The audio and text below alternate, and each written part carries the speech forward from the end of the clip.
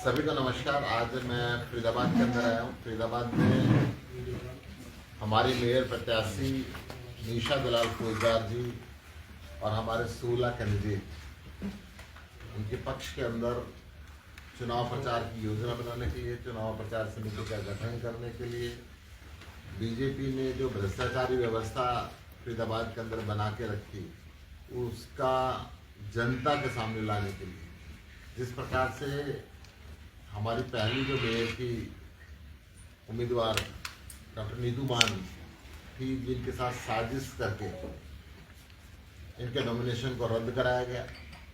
मामला हालांकि हाईकोर्ट के अंदर विचाराधीन है, परंतु डॉक्टर नीतू मान की कवरिंग कैंडिडेट थी हमारी निशा दलाल फौजदार जी। डॉक्टर नीतू मान ने कहा कि नहीं, अब चुनाव को गति से लड़ना है, कानूनी कार्रवाई चलती रहेगी, परंतु हमारी मेयर की फाइनल उम्मीदवार निशा दलाल फौजदारी रहेंगी। और ये पूरी मेहनत के साथ, पूरी ताकत के साथ हमारे सारे साथी, आज राजेंद्र शर्मा जी, इटू जी, हमारे चंदीला जी, अमर जी, अमन गोयल जी, रविंद्र फौजदार जी, सारे भीम जी, जितने भी लोग यहाँ पर बैठे हुए हैं। और अभी इसके बाद हमारी एक मीटिंग रखी है। उस मीटिंग के अंदर हम सारे के सारे उम्मीदवार बैठेंगे और एक एक साथी को एक एक वार्ड की जिम्मेदारी दी जाएगी, ताकि उस वार्ड को जीतने की और हारने की जिम्मेदारी फिर उस व्यक्ति के तय हो। वो व्यक्ति उस बात के लिए स्वयं जिम्मेदार रहेगा कि वहाँ से मेयर को भी जिताना है उस वार्ड से, और उस वार्ड से हमने अपने पार्षद को भी जिताना है। फरीदाबाद के अंदर भारतीय जनता पार्टी ने पूरा भ्रष्टाचार का खेल खेला, काम हुए नहीं और टार्चों के अंदर पेमेंट कर दी। जब आम आदमी पार्टी ने शोर मचाया, जुलूस निकाले, तब कुछ अधिकारी अंदर कर दिए, कुछ छोटी मछलियां अंदर कर दी, परंतु किस मंत्री के संरक्षण के अंदर भ्रष्टाचार हुआ, वो मगरमच्छों पे आज तक कोई उंगली नहीं। फरीदाबाद निगम की मैं कार्रवाई बता दूं, इन्होंने पूरा का पूरा ये जो हमारे प्रवासियों की झुग्गियां थी यहाँ पे, इसको तोड़ दी। उसमें हमारे और हमारे साथियों के साथ बहुत मुकदमे भी बने खोरी गांव को, परंतु वहां पे जो आलिशान फार्म हाउस बने हुए थे उन पे आज तक कोई उंगली नहीं उठी। हालांकि सुप्रीम कोर्ट ने जो ऑर्डर दिया था वो सबके लिए था। सुप्रीम कोर्ट का ऑर्डर उन गरीबों के पुनर्वास के लिए भी था, आज तक उनका पुनर्वास नहीं किया इन्होंने। खोरी गांव में जिस तरीके से इन्होंने बलडोजर चलाया, और मुझे शर्म आती है कहते हुए, जिनको खुली छत के नीचे छोड़ दिया गया, परंतु जो आलिशान फार्म हाउस के मालिक थे, जो अधिकांश बीजेपी के लोग थे, उस तरफ इनका बलडोजर कम हो नहीं गया। इनके न्याय के भी दो तरीके, इनके डबल तराजू है, डबल स्टैंडर्ड, गरीबों के लिए अलग और अमीरों के लिए। फरीदाबाद कभी जो औद्योगिक क्षेत्र के लिए जाना जाता था, कहीं हिंदुस्तान में रोजगार नहीं मिलता था तो कहते थे फरीदाबाद चलो। आज वो फरीदाबाद कूड़े का ढेर बन चुका है। उस फरीदाबाद में सड़क कम और खड्डे ज्यादा है। उस फरीदाबाद के अंदर चारों तरफ पानी गंदा रुका हुआ है, नाले गंद से भरे हुए हैं। कई कई साल तक ये चुनाव कराते नहीं है, अधिकारियों के बलबूते पे लोकल बॉडी को चलाना चाहते हैं। आज आम आदमी पार्टी पूरी ताकत के साथ एक चुनाव को लड़ेगी और एक भ्रष्टाचार मुक्त शासन फरीदाबाद नगर निगम के अंदर देगी। हमारा मेयर की कैंडिडेट निशा दलाल फौजदार भी, और हमारे जो बाकी कैंडिडेट हैं, कमलेश जी, प्रमला राणा जी, राजकुमार जी, कुलदीप जी, ओजस वर्मा जी, जय भारत जी, राघव कुमार जी, दीपा नेगी जी, कंचन मिश्रा जी, संजय गुप्ता जी, सोनू जी, मेघा जी, जयश्री जी, लखपत राय जी और संदीप कुमार जी, सारे के सारे उम्मीदवार पूरी ताकत के साथ चुनाव को लड़े। और जिस तरह से नीतू मान जी ने प्रशासन पर आरोप लगाए हैं सर, कैसे उसको आगे कैरी फॉरवर्ड करेंगे, और लगता है आपको कि ये जानबूझकर ये किया गया है? देखिए, वोट ट्रांसफर कराना एक आदमी का लीगल राइट है। कुल 6 स्टेप होते हैं, 4 स्टेप इनके पूरे हो गए थे। कंप्यूटर के अंदर इनकी वोट दिख रही थी। मैं समझता हूँ कि रिटर्निंग ऑफिसर को इनका ये मंजूर करना चाहिए था, परंतु नीतू मान जी ने हाईकोर्ट के अंदर भी गई, हाईकोर्ट ने स्टे भी करने की बात भी करी, परंतु उसका हाईकोर्ट ने दी। परंतु नीतू मान जी ने खुद ये कहा कि हम इस लड़ाई को बाद में रखें, अब निशा दलाल फौजदार जी को चुनाव लड़ाएंगे, पूरी ताकत के साथ लड़ाएंगे। जितनी मेहनत नीतू मान ने अपने चुनाव में करनी थी, उन्होंने वायदा किया कि उससे डबल मेहनत ये निशा दलाल फौजदार जी के लिए करते।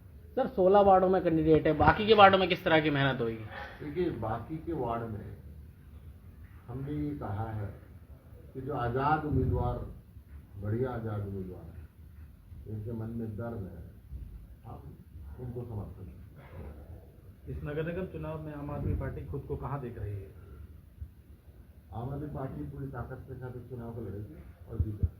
सर वार्ड नंबर 9 में हरजिंदर मेहंदी रत्ता की धर्मपत्नी को टिकट दी थी, उन्होंने वो उनको कांग्रेस ने भी दे दी और आपने भी दे दी। अब उन्होंने आपका दामन छोड़ के कांग्रेस का दामन थाम लिया एक ही दिन में ही। ये एक मिस्टेक रही और उस मिस्टेक को हम एक्सेप्ट करते हैं। सुशील जी, जिस तरह से भाजपा नारा दे रही है ट्रिपल इंजन की सरकार बनाने का, आपको लगता है कि मतदाता उससे इन्फ्लुएंस होगा? देखिए, इंजन तो हमेशा एक ही बढ़िया रहता है। जब एक पहला इंजन फेल हो जाता है, दूसरा लगाते हैं, दूसरा फेल हो जाता है, तीसरा लगाते हैं। मुझे लगता है इनके तीनों इंजन फेल है। इन्होंने झूठे वायदे करके चुनाव लड़ते हैं।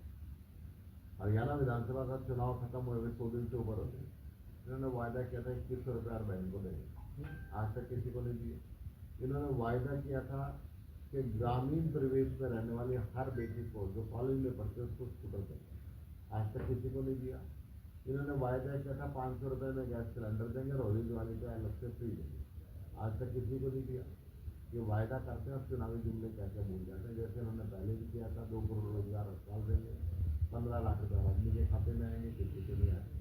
तो ये चुनावी जुमले। दिल्ली के इलेक्शन हारने के बाद, हाथ जाने के बाद इस इलेक्शन पे क्या फर्क पड़ेगा?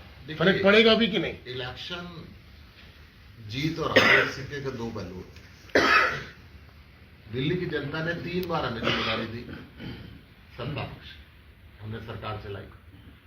हमने दिल्ली के अंदर सारे देश की महिलाओं को बस यात्रा मुक्त दी। हमने दिल्ली के अंदर सरकारी स्कूलों को वर्ल्ड क्लास बनाया और शिक्षा दी। हमने दिल्ली के अंदर सरकारी हॉस्पिटलों को वर्ल्ड क्लास बनाया, मुफ्त चिकित्सा दी।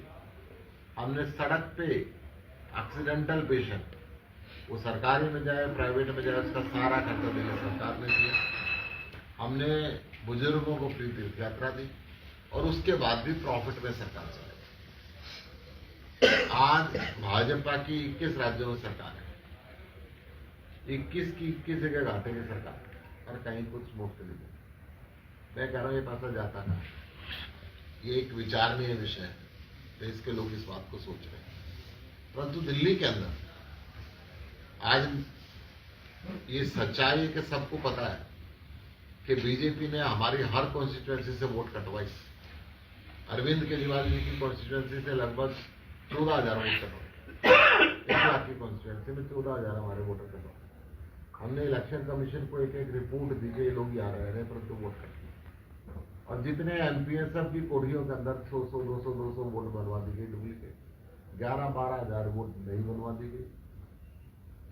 फिर भी इनका पेट नहीं भरा, धनबल का इस्तेमाल किया, पुलिस बल का इस्तेमाल किया, कहीं साड़ी बांटी गई तो कहीं जूते बांटे गए।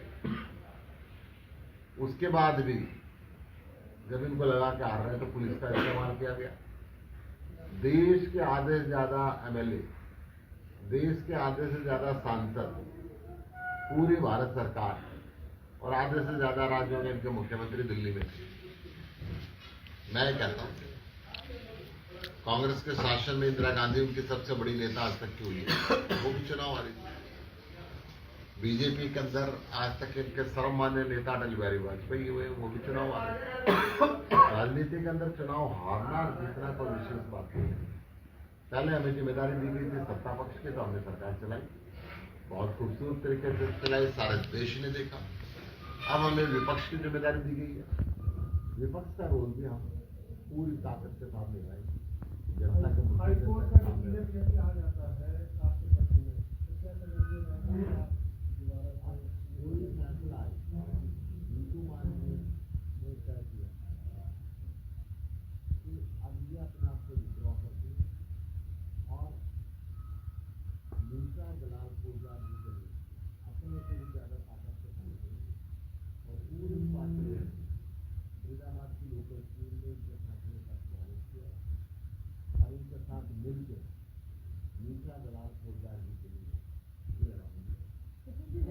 कहा कि कार्यकर्ताओं की जिम्मेदारी जवाबदेही तय करने के लिए आए। आपको नहीं लगता हफ्ता भर चुनाव मतदान में रह गया है कि थोड़ा सा देर कर दी, कैडर को और पहले मजबूत करने की जरूरत थी? ये कैडर ने ही कैंडिडेट खड़े किए, ये सारा इनिशिएटिव लोकल टीम का अभी तक ये सामूहिक तौर पे काम कर रहे हैं, परंतु आज मैं चाहता हूँ कि हम एक एक वार्ड पे हमारे एक एक लीडर की ड्यूटी लगाए और वो उस चुनाव को जिताए। चुनाव के लिए आप कौन सी जैसे जैसे कैंडिडेट बुलाएंगे ऐसे ऐसे हमारे दिल्ली के विधायक, पंजाब के विधायक सब यहाँ पे